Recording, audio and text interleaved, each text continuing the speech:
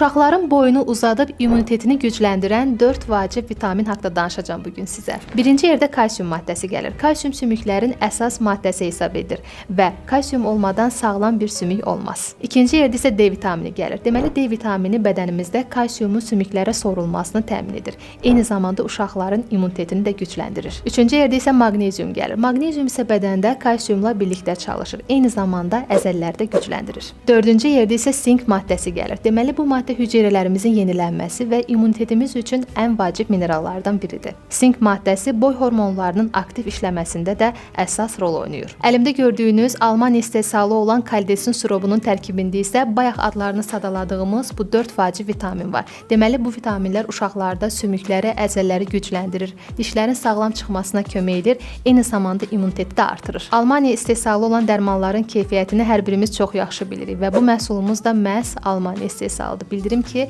kaldesin sirobu bütün farmastor apteklərində mövcuddur.